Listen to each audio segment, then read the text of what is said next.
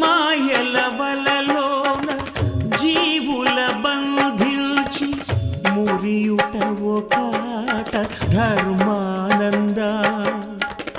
ఎదలో గరడాన్ని మధుర సుధగా మార్చి నవ్వించుటొక ఆట మోహానంద. పసి గణపతి ప్రాణము తీయుట ఒకాట